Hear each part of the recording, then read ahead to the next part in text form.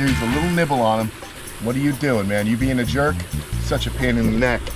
Turtles, man, there's so much drama sometimes. You know, I'm debating. I don't know, maybe you guys can help. What do you think? Should I put her in the large pond? That really excites me.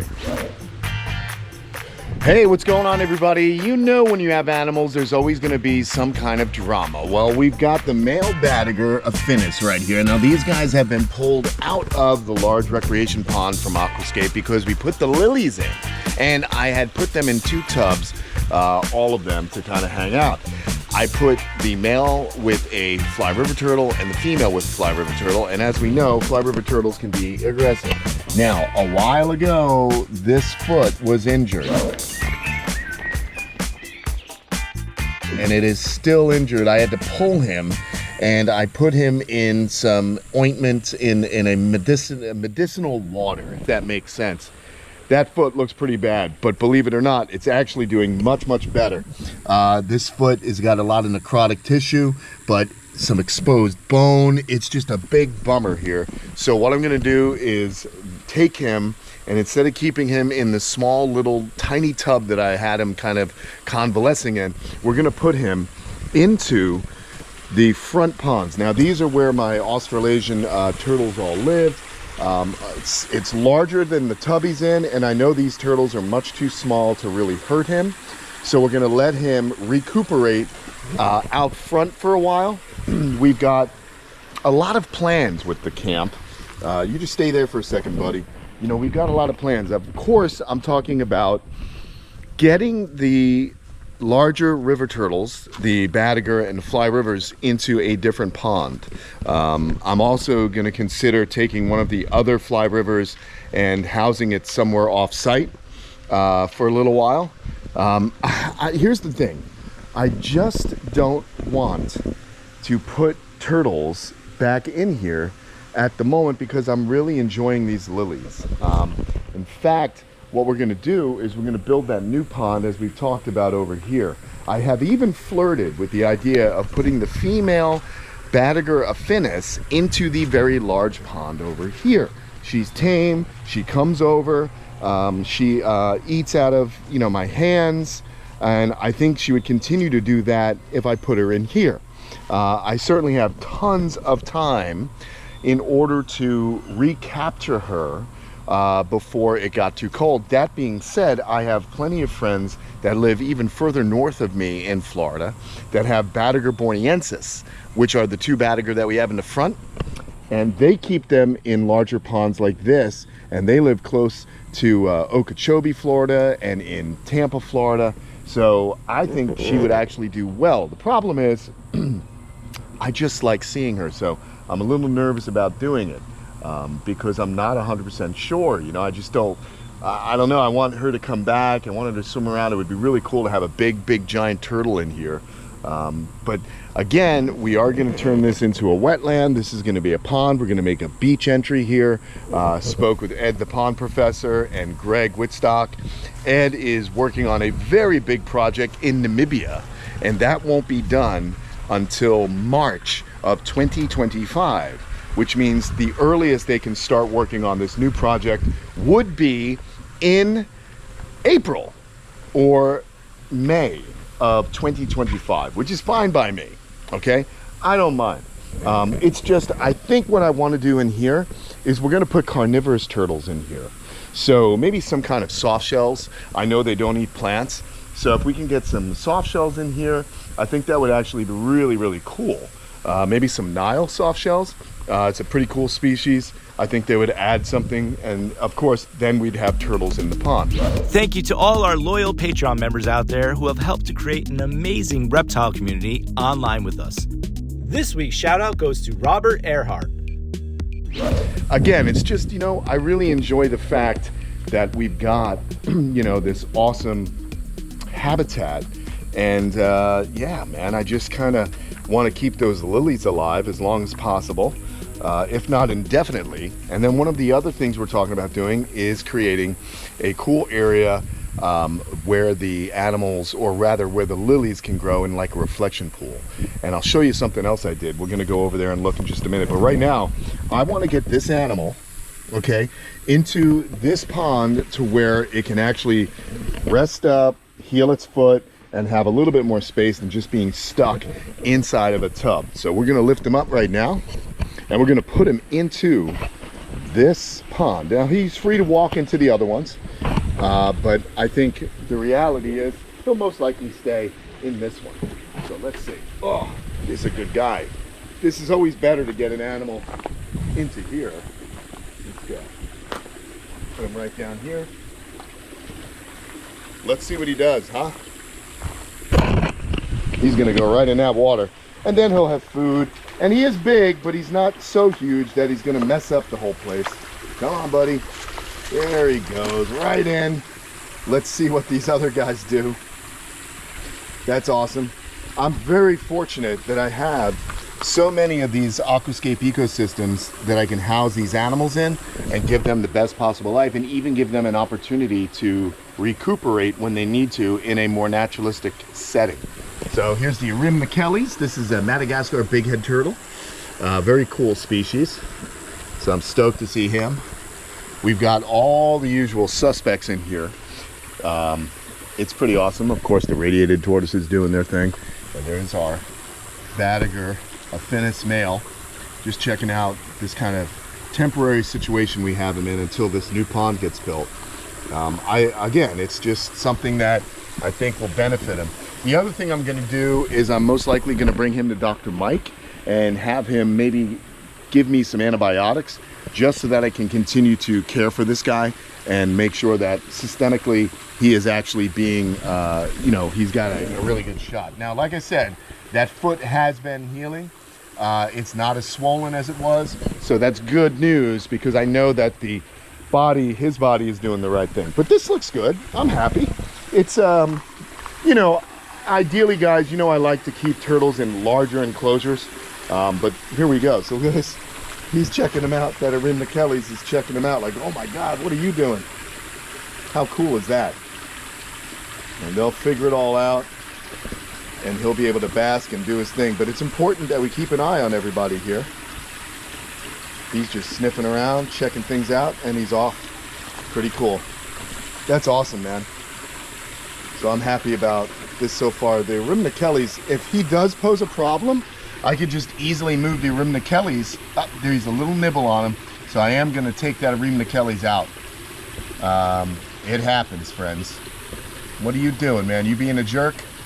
I don't want him to be nibbling on him. Such a pain in the neck. Turtles, man, there's so much drama sometimes. Let's see. And again, the other good thing is that we actually have the two ponds. Now he's stirring all this stuff up, which is actually pretty good, because it's going to lift it and get it into our vault over here. Now the Erimnacheles seem to be over it. But you see, the other good thing about having a large turtle in here, he's going to lift up a lot of this debris and detritus on the bottom of the pond. And I am due to do a clean out of the filtration system up here. So I'll probably be doing that here in no time at all. Yeah, so we got to clean out the filter. But otherwise, I've been really fortunate that we've got this large aquascape ecosystem.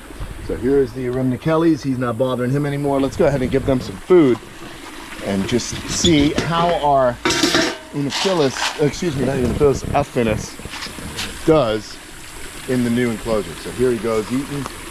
Very cool.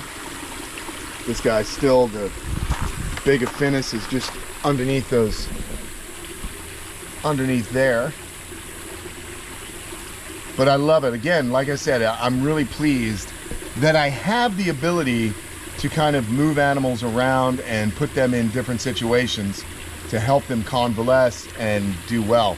The thing now that I'm thinking about, since it's going to be quite some time, I don't want to really keep the female Batagur inside of a tub for that much longer. So not that the tubs are small, they're the big tubs that we keep out there, but it's harder work for me to drain them and then fill them up again to keep them clean. I do have water running in there on a timer, but it still gets green with algae. So having two turtles in one tub, and these are large, I'll show you, these are just stock tanks, large stock tanks.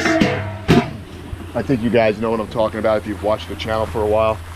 But again, like I said, Do I want to put her in the large pond? I mean, that's kind of crazy, right? I don't know.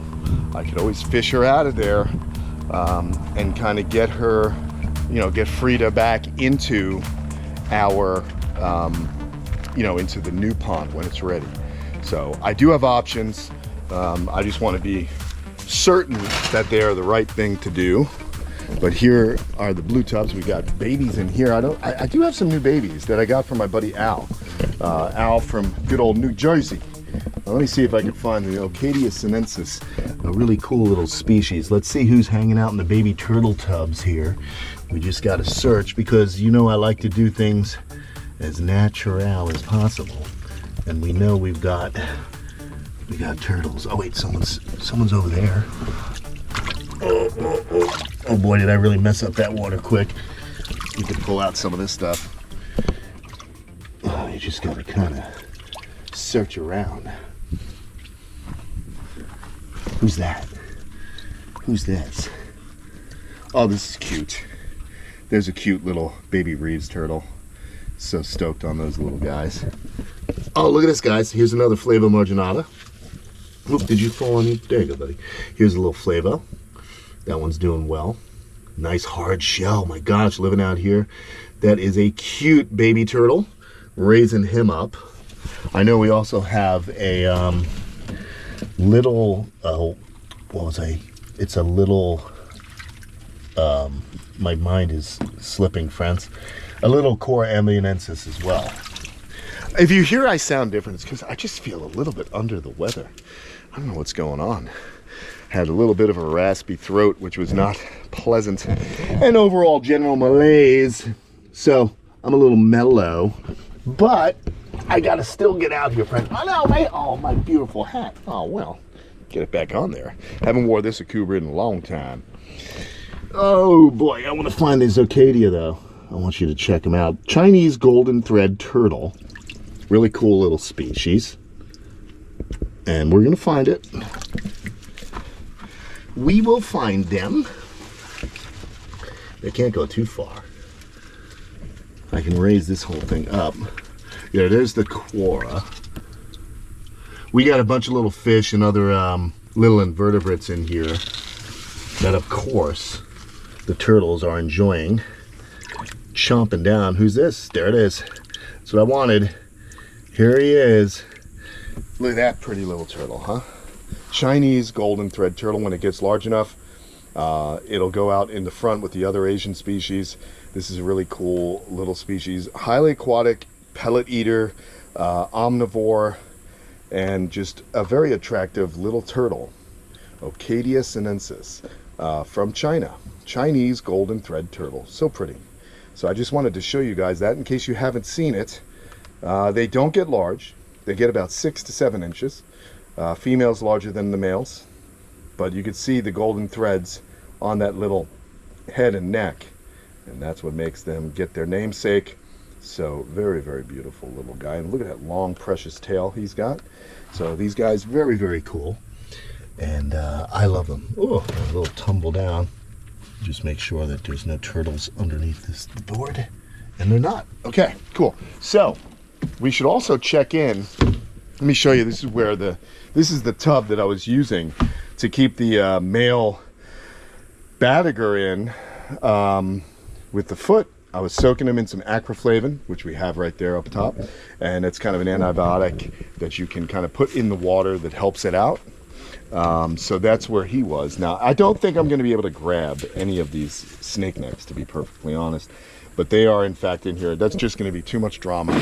I see them when I throw food in here. So we've just drained out this pond, okay? And there's our big girl, and she's in here with the fly river turtle. We have one more fly river turtle here.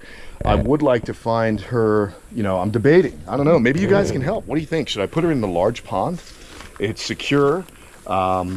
She is large enough that I would definitely see her again, and she does come to me for food. So, hey man, I'm curious to what you guys think. You know, I look, the reality is probably wouldn't hurt her. I'm just kind of a nervous Nelly, but who knows? You know, she There are the 2 gator snappers in there, but they are I've not been seeing any dead turtles. The gator snappers are well fed. There's plenty of fish in there. And that's also a very large turtle, and I don't think she would be hurt. So we just got done draining this right like here. Here's the other fly river right there. So what I want to do now is I just simply take the standpipe and we push it back in. All right. I got to do this like every other day. So I do that, and then we come over to my little timer here. I'm going to hit manual and then turn it all the way up. Let it get going. Well, I think 95 minutes will do it. I put this extension here so that the water comes out and it comes on this side and then pushes the water out the standpipe. So right now it's just going to fill up. So we know we have fresh water in there. So that's pretty good. So there you go. We're getting that done. There's always something. This is kind of the off-site kind of, oh man, I'm just trying to kind of keep an area where I could just have all my materials and things like that. And it's working. It's working. I do want to check a couple other things, friends. And you're going to come along with me. We're going to do that and then circle back around to our Batagur that I just put in there. I want to check Canaan Creek here, and I want to see what's going on. Look at that nest. The nest is looking good. And look at who's she. Oh, here she comes. Oh, she's still a good girl. Oh my gosh. Okay, lady, you're oh, I'm backing off. Let me get back. I had my friend Quetzal here. You guys remember him from Reptilandia in just north of San Antonio, and he was all stoked. It was good to have him here, and he seems to think that those eggs should be fertile. Why would she go through all the trouble of you know, building the nest and then putting them in the nest if she wasn't sure that she had some fertile eggs? So kind of an interesting observation. Here's hoping, man. That would be a huge plus for us. Okay, so here's what I did. I'm really excited. Look at this. It's starting to work. So one of the varieties of the water lilies actually spawns new ones, okay? And I'm trying to open this while I talk to you. Okay, and those gators are gonna come flying over here. They're hungry, by the way. We gotta feed them as well. Well, you know what? I think it'll open this way. Yeah, there we go. All right, so if you guys look, there's some water lily right over there. I threw a bunch in, and it looks like it's gonna take root. So if we can get a bunch of lilies in here, the gators won't mind it. They'll probably stir some up, but to be perfectly honest, it's kind of cool that we've got water lilies in here. Uh-oh, look who's coming over here, everyone. Look who's coming. Oh, brother. That's a big lady, and she is hungry. We're gonna thaw out that hog, and I'm gonna feed these guys the hog, but I gotta cut the hog in half. That's no fun. Are you gonna stay right there? Or are you gonna charge at me, young lady? You just stay where you are. I don't know where Snaggletooth is. He's somewhere. I don't even want to play around, to be honest with these guys. No bueno, but that's cool. I'm glad there's lily in there, and I'm sure there's some lilies on the other side, because that's where I chuck them in. They'll float, they'll root. That's good fertile soil in there in the bottom of that pond. So pretty excited. And in fact, let me just show you what variety, since we're so close. I'll show you the variety of lily. I don't know the name, but my friend Tom Holt will. And I'm hoping just to kind of propagate more of these lilies so that we have beautiful tropical water lilies throughout. I can't throw them in any of the ponds with the turtles, because the turtles generally eat them unless I do a carnivorous species, you know. But this is the one right here, and of course there's no flowers out, but what happens is on each of these older pads you'll see the beginnings of a new lily kind of popping out. You see that? Those are new lilies, and they mature. These pads rot. The new roots go down and establish themselves, you see, and boom, you got a whole new plant. So that's pretty exciting. I mean, look at this. I think having little pockets of these lilies in with the alligators will definitely dress up that enclosure, don't you think? That's my goal, man. I want to see everything beautiful with these awesome animals living in it. That excites me. That really excites me. So Yeah, that's what's going on. But I love to show you guys all the happenings. We tore out one of the palm trees here. I smoothed this out. Got some really cool stuff going on. You probably saw, you may have seen a giant, beautiful and orange tractor sitting in the driveway. And in fact, that is but just a rental that our friends at a major corporation that manufactures tractors has sent over to me to get acquainted with their material. We're gonna have a really big, fun reveal in a few weeks' time. I'm really excited about this because this is gonna enable me to do more incredible work with the machines that they provide. We're gonna have a lot of fun, and we're gonna completely transform Kamp Kenan. You guys are going to be blown away with the projects we're able to take. So let's go back here and see how he's settling in. There he is. Look at that. Awesome. He's doing good. So he's okay. I'm happy about this. That's very important to make sure this animal is in a good situation while he heals up. He's got some little buddies, and he's not cooped up in that little bin. Again, it was necessary for about a week and a half to kind of help his foot heal. We want to continue that, so if he's got to stay here as long as it takes to get that foot healed, we're going to get on that. These are, again, just things that happen. We've got a fair amount of animals here. You got to be, I'm attentive to all of them, and it's important to be. So I like to share with you my well, I guess my trials and tribulations as well as my joy. So we've got a little bit of everything in this video, huh? We got some trials, we had some tribulations, and joy, because I am getting some tools to the camp to help us create more and better enclosures and habitats for these animals. As always, I thank each and every you for watching the videos. It's only because of your interest that I'm able to continue to do what I do for these animals, so thank you very much. Don't forget to go to patreon.com/Kamp Kenan, where you can help support the channel even more if you want to. If not, just come on back here and keep on watching. Thank you so much. Talk to you soon. Later.